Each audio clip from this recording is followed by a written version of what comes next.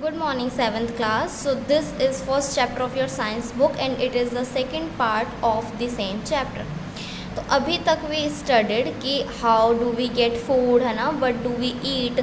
तो now we will continue reading the same. तो oils means आप सब जानते हैं तेल, ठीक है. Oils are fat rich food obtained from seed of different plants such as sesame, groundnut, sunflower and coconut. तो ऑब्टेन्ड मीन्स होता है बच्चों प्राप्त करना. प्राप्त करना मीन्स कहीं से कुछ लेना. तो तेल हमें कहाँ से मिलता है ये बता रहे हैं इसमें. तो तेल हमें मिलता है अलग अलग टाइप के प्लांट्स के बीजों से. किससे? बीजों से. Sesame oil and olive oil are good for heart patient. ठीक है, सीसम ऑयल और ऑलिव ऑयल पेशेंट जो होते हैं दिल के रोगी उनके लिए बहुत अच्छा होता है. तो ये कुछ प्लांट्स के नाम है जिससे हमें सीड मिलता है. आगे देखेंगे पल्सेस. पल्सेस मीन्स होती हैं दालें. पल्सेस एंड ग्रेन्स यानी कि दाने और जो अन्न है. ग्रेन्स मीन्स अन्न जैसे कि गेहूँ वगैरह. Are rich in proteins. इनमें प्रोटीन्स बहुत होता है. They constitute the most important part of our food. और हमारे खाने का सबसे ज़्यादा अहम हिस्सा ये होते हैं. अरहर, किडनी बीन्स. अरहर की दाल होती है. Kidney beans means rajma. Kidney beans means rajma. मूंग, मसूर, चिकपी. चिकपी मीन्स चने, काबुली चने जो हम खाते हैं. Etcetera are pulses. इन सबको हम क्या कहते हैं? एक तरीके से दालें ही कहते हैं. Sprouted grains of moong and चना आर वेरी न्यूट्रियस. ठीक है, न्यूट्रिशियस होता है. क्या होता है न्यूट्रिशियस? जो मूंग की दाल होती है और चना होता है उसको हम गीले कपड़े में भिगो कर रख देते हैं. उसमें फिर क्या होता है स्प्राउट्स निकल जाते हैं. जैसे कि ये चना है तो इसमें ये स्प्राउट्स निकल जाते हैं इस तरीके से. तो ये खाना जो होता है बहुत ही ज़्यादा आपके लिए हेल्दी यानी कि न्यूट्रिशियस होता है. ठीक है, आगे देखेंगे. ये तो एक्टिविटी है, आपको स्प्राउट्स बनाने के लिए बता रखा है. आप देख करके बना सकते हैं और खाकर देख सकते हैं कि कैसा लगेगा. ठीक है. बेवरेजेस. तो बेवरेजेस क्या होता है बच्चों? मैं आपको देखो ऐसे ही बता देती हूँ कि जो भी पीने की चीज़ होती है अदर देन वाटर. ठीक है, वाटर को छोड़ दो, पानी को, और उसके अलावा जो भी पीने की चीज़ होती है उसको हम क्या कहते हैं? बेवरेजेस कहते हैं. तो coffee, tea, cocoa are beverages. Leaves of these plants are dry. ठीक है, इन प्लांट्स की लीव्स को ड्राई करा जाता है, सुखाया जाता है. प्रोसेस्ड और फिर उस पर प्रोसेस करके, परिक्रिया करके यानी कोई वर्क करके क्या किया जाता है? उसको पीसा जाता है. ठीक है, ग्राउंड मतलब पीसा जाता है उसको, और फिर कॉफ़ी पाउडर बनाया जाता है. कोको बीन्स से जो है चॉकलेट बनती है. तो आपको पता चला चॉकलेट किससे बनती है? तो चॉकलेट बनती है कोको बीन से. आगे देखेंगे स्पाइसेस. तो स्पाइसेस मस्त क्या होता है बच्चों? मसाले. मसाला. ठीक है, spices are important ingredients of cooked food. Ingredients मतलब कोई भी सामान जो हमें डालना है, ठीक है, किसी चीज़ में. तो फूड का जो है मसाले बहुत अहम सामान है. ठीक है, they impart different flavours of to the food. ये क्या करते हैं? देते हैं. इम्पार्ट मतलब ये प्रदान करते हैं, देते हैं. फूड को क्या देते हैं? ये डिफरेंट टाइप ऑफ फ्लेवर देते हैं. Many species are good source of minerals and other substance beneficial for our body. कुछ जो मिनरल्स होते हैं वो बहुत अच्छे सोर्स होते हैं मिनरल्स के. कुछ जो स्पाइसेस होते हैं बहुत अच्छे स्रोत होते हैं, बहुत अच्छे से उनमें से हमें मिनरल्स मिलते हैं. और उसमें क्या होता है? हमारी बॉडी को बहुत ज़्यादा बेनिफिशियल यानी कि फ़ायदेमंद होते हैं. अब हम कुछ इम्पॉर्टेंट स्पाइसेस के बारे में पढ़ेंगे. ठीक है, और वो क्या फ़ायदा देते हैं हमारी बॉडी को ये भी जानेंगे. तो ये देखिए, ब्लैक पेपर, काली मिर्च. ठीक है, it is use as seasoning in food. Seasoning मतलब ऊपर से छिड़काव जो हम करते हैं. And it contains manganese and vitamin C. और उसके अंदर क्या होता है? मैग्नीज होता है और विटामिन सी होता है. It has lots of health benefits. और इसके बहुत सारे सेहत के फ़ायदे होते हैं. अब आते हैं गार्लिक यानी कि लहसुन. तो it is an ingredient for flavour in Indian food. ये एक ऐसा इंग्रेडिएंट है जिससे कि खाने में फ्लेवर डाला जाता है. It has many medicinal properties. और ये बहुत ज़्यादा हमारे लिए मतलब दवाई की तरह काम करता है. क्यूमिन, ज़ीरा, एक्सटेंसिवली. ज़ीरा तो आप सब लोग जानते हैं, ज़ीरा कितना ज़्यादा यूज़ होता है घर में. Extensively used in Indian food है ना, साफ साफ लेकिन एक्सटेंसिवली मतलब बेहद ज़्यादा है ना, बहुत ज़्यादा ये जो है यूज़ होता है भारतीय खानों में. And good source of iron. और इसके अंदर क्या पाया जाता है? बहुत ज़्यादा आयरन पाया जाता है. अब इसके आगे हम देखेंगे टर्मरिक। टर्मरिक सबको पता है, हल्दी। It gives colour to the food, सही बात है। तो पहली बात तो रंग देती है खाने में, है ना, पीला लाल सा। It has many medicinal properties as a pain killer and antiseptic, ठीक है। अगर ये दर्द हो रहा है कहीं और हम दूध में हल्दी डाल के ले लेते हैं तो हमारा दर्द गायब हो जाता है। अगर हमें कहीं चोट लगे तो जैसे हम डिटॉल लगाते हैं उस टाइप से हम इसको भी लगा सकते हैं, ठीक है, हल्दी को भी। जिंजर क्या होती है, अदरक। It is use as an ingredient in Indian curries, ठीक है। जो भी हम सब्जियां बनाते हैं उसमें हम इन्हें डालते हैं। सोर्स ऑफ फाइबर, इसमें बहुत ज़्यादा फाइबर पाया जाता है। विटामिन ई पाया जाता है और एंटीऑक्सीडेंट्स पाए जाते हैं। एंटीऑक्सीडेंट मीन जो कि ऑक्सीजन को अपने अंदर घुसने नहीं देते।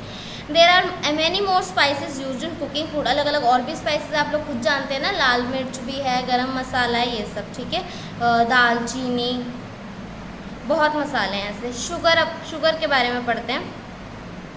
Sugar is the most common carbohydrate consumed all over the world. Carbohydrate मिलता है इससे, यानी कि सिर्फ एनर्जी मिलती है, ठीक है।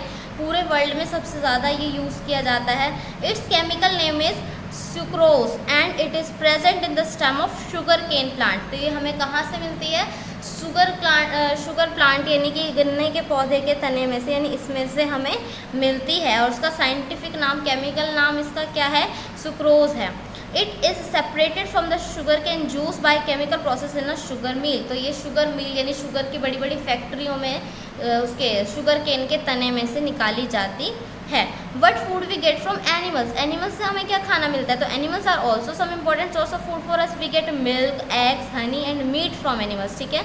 बहुत ज़्यादा इंपॉर्टेंट सोर्स है एनिमल्स से भी। बहुत ज़्यादा लोग हैं भारत में जो नॉन वेजिटेरियन है, बल्कि ऑलमोस्ट सारे ही नॉन वेजिटेरियन हैं, कुछ ही हैं जो कि वेजिटेरियन होंगे। तो हम क्या क्या लेते हैं उनसे, मिल्क तो देखो सभी लोग यूज़ करते हैं, एग्स बहुत कम है जो मतलब नहीं खाते होंगे, हनी भी बहुत लोग यूज़ करते हैं, मीट है जो हाँ चुनिंदा लोग खाते हैं, लेकिन फिर भी इनकी संख्या ज़्यादा है वेज से। मिल्क प्रोडक्ट में क्या आता है, तो milk is an important part of our diet. तो मिल्क हमारी डाइट का बहुत महत्वपूर्ण हिस्सा है, उससे हमें प्रोटीन मिलता है, ठीक है। मिल्क हमें कहाँ से मिलता है, बफेलो और काउ से, साथ ही साथ गोट्स और शीप से भी। Different food made from milk, ठीक है। अब अलग अलग चीज़ें भी बनाई जाती हैं मिल्क से, जैसे कि बटर, चीज़, घी और क्रीम, और इनको हम क्या कहते हैं, डेयरी प्रोडक्ट्स। तो यानी कि जो भी चीज़ें हम मिल्क से बनाते हैं उसको हम क्या कहते हैं, डेयरी प्रोडक्ट्स, ठीक है। Milk is labelled as complete food, एक मिनट, अब आपको दिख रहा होगा। तो milk is labelled as complete food because it packs all essential nutrients like carbohydrate, protein, fats, fibre and essential vitamin. तो मिल्क जो है एक तरीके से पूरा कंप्लीट फूड बना जाता है, क्योंकि इसके अंदर सब चीज़ होती है जो हमें ज़रूरत है, ठीक है। कार्बोहाइड्रेट भी, प्रोटीन भी, फैट्स भी, फाइबर्स भी, ये सब कुछ इसके अंदर होता है।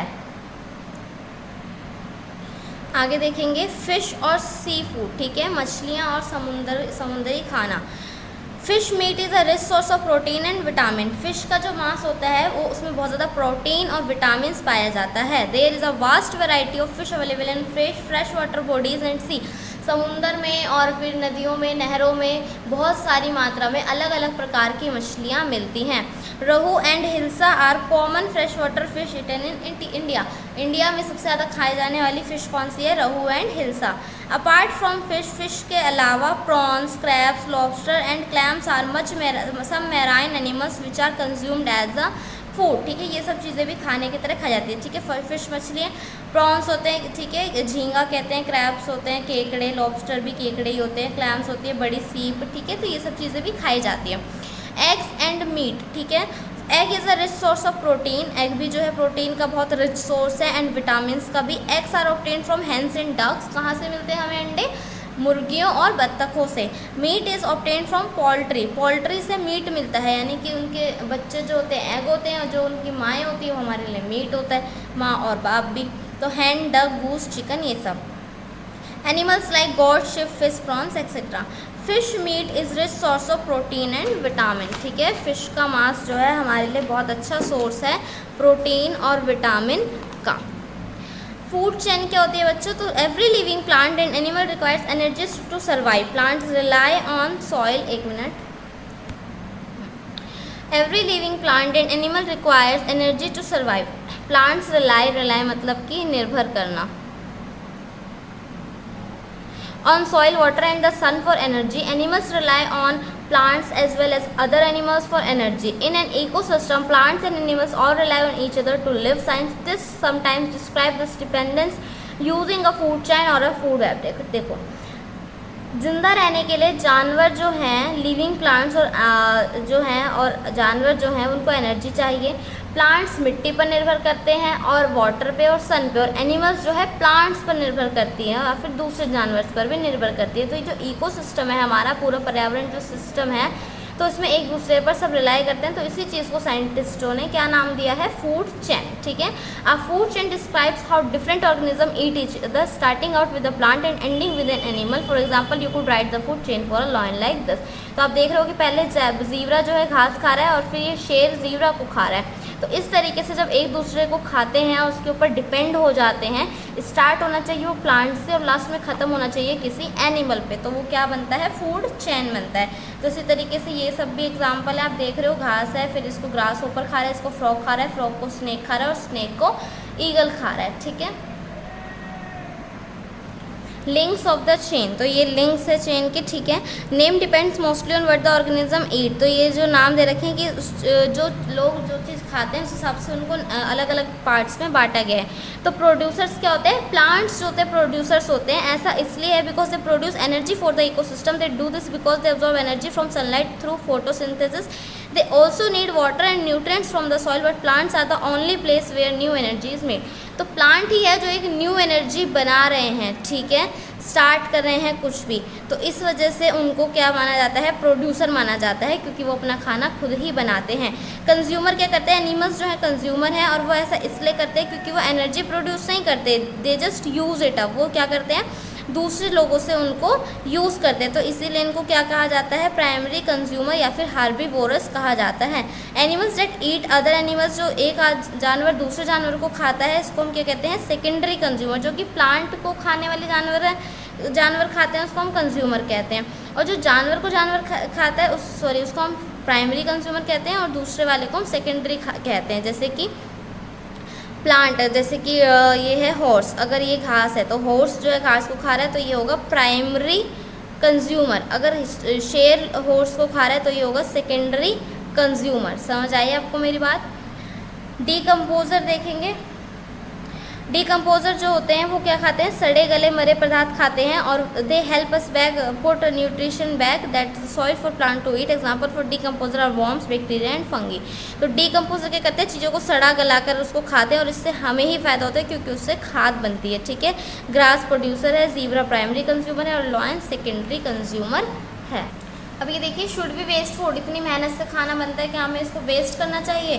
तो फूड जो है हमें अलाइव रखता है, यानी कि जिंदा रखता है। However there are million of people in the world who do not get enough food. According to a recent UN report, there are about 870 million unnourished people in the world. तो अभी भी कई लोग ऐसे हैं जिनको खाना नहीं मिलता। तो एक यूएन रिपोर्ट यानी यूनाइटेड नेशंस रिपोर्ट्स के द्वारा पता चला है कि 870 मिलियन लोगों को खाना नहीं मिलता है ढंग से, और वो अंडर नरिश्ड है, इनका शरीर का विकास भी ढंग से नहीं हो पाता है। A majority of these lives in developing countries in Asia and Africa. It should be responsibility of the rich and affluent nations to feed the hungry. ठीक है, जो अमीर अमीर देश हैं उनको ऐसे गरीब देशों की मदद करनी चाहिए, गरीबों को खाना खिलाना चाहिए। ठीक है, तो अब आप खुद सोच के बताइए कि ये कैसे करा जा सकता है। ठीक है, कैसे उन गरीबों की मदद करी जा सकती है। और आपको खुद भी, अगर आपके घर पे कोई आता है बाहर गेट पर, तो उसको खाना देना चाहिए, क्योंकि सच में खाना जो है बहुत ज़्यादा नेसेसरी। अगर आप भूखे 1 घंटे भी रहोगे तो आपको लगेगा जैसे आपकी जान निकल रही है भूख के मारे, है ना। तो उनकी मदद हमें करनी चाहिए। तो योर चैप्टर एंड्स हियर।